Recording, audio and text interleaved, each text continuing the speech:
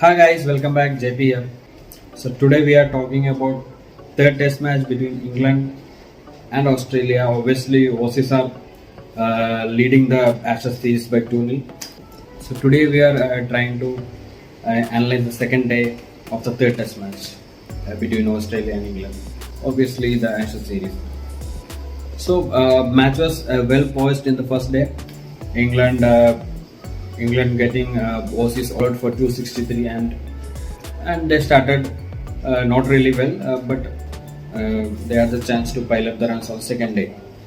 So second day, I think that as you know, England were trying to apply the aggressive strategy of making quick runs, and that's the openers, especially Duckett, is the key of this plan. This plan of strategy England has been following for a period of time from the time McCallum has got into the charge of main coach.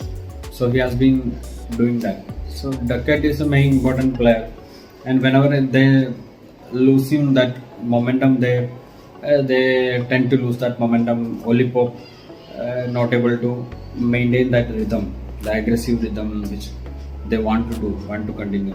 And whenever their captain comes in, and in this test match Moeen also is there, and I think they included Moeen for that aggressive style of play, to continue that aggressive style of play. So Stokes in every match he plays in like he respects the good deliveries and he waits for that delivery which can attack, and whenever he bats with the tailenders, he really goes off. In last test match we have witnessed that he has in that century now, he's 9 sixes in a test match in that innings. And there too the same thing has happened. England started losing wickets, and the Aussie captain was bowling really well, and he took 6 wickets, and finally it all comes to the captain again, Stokes, and he again started hitting with the help of tailenders on the other end, and he hit again 5 sixes, and in the end he got out trying to attack more and hit more sixes. He got out on 80, I think. So even though he was able to contain the lead to up to 20-25 runs, which Aussies were expecting 80-90 odd runs lead, which he was able to reduce. When we look into this innings, we won't be able to see the importance of the innings right now. Maybe the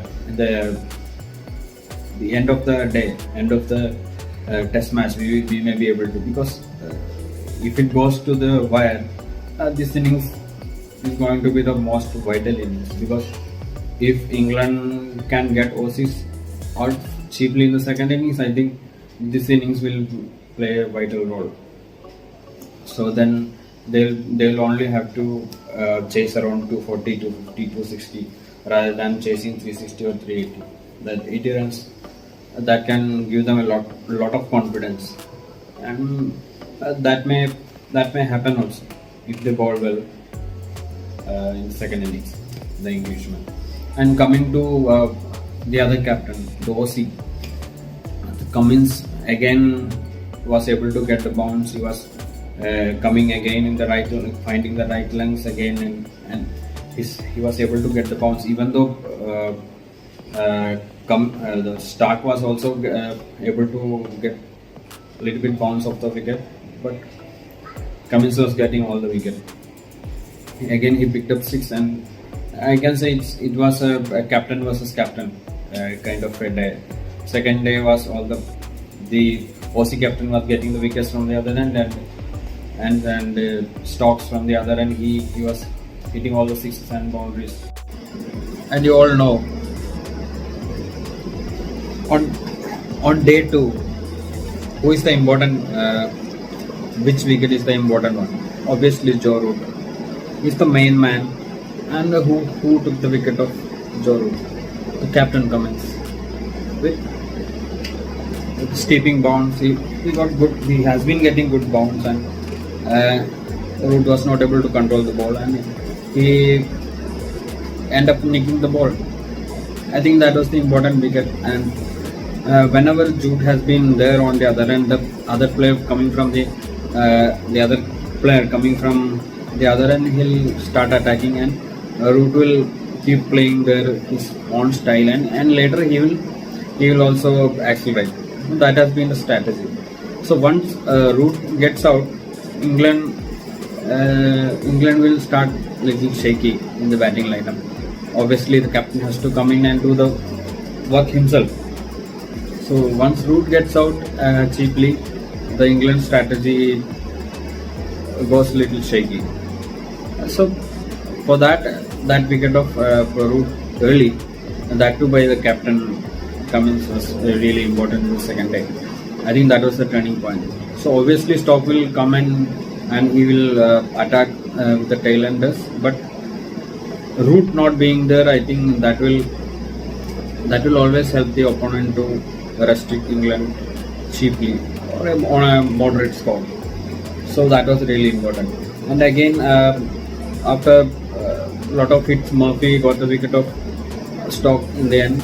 I think Australians were not that happy, but it was okay kind of thing. And both 6 wicket by Cummins and 80 runs by Stokes is going to be really, really important. And the key factor will be in the second innings how Aussies is going to bat, and how early England are going to get Aussies out. I mean, that is going to be key. So after Joe Root's wicket, what happened? Every other English batsman tried to chip in, but they kept losing wicket 10, 20. They were making 10, 20 runs, 10, 11, 20, 15, 16 like that. The Stokes were standing in the other end, so a wicket kept on going, and after 7, 8 wickets gone, he started hitting every ball. He tried to hit every ball out of the park. So he hit 5 6s and he ultimately got out. So always, I believe it's always important to pick up the wicket of the batsman, the backbone batsman. If you have 2-3 those kind of players, then it is really gets difficult for the opponent. If you see in the Aussie lineup, Steve Smith is the main man, and Labuschagne has been there, but recently he has been getting out very cheaply, and he is not able to get into that rhythm. So Smith's wicket is going to be the key. If he goes early, then gone. And then England are right back in the match, and Stokes' innings is going to be the key, vital thing that will make the game change. So let's see how it's pan out in the third day. So again, the second day goes to both the captains, and which captain wins will decide on. I think the third day will be the decider. And the way the match has been going, we will know the 75-80%. We will know the winner on the third day itself. And the pace has been really good in this test match, and both the wicket of this test match has been really good. It has been really entertaining, whether in the perspective of bowling and batting. Batsmen have been able to hit through the line, and bowlers were getting enough pace and bounce of the wicket. So it's nearly the perfect sporty wicket which we have been seeing. So let's see what happens on the third day.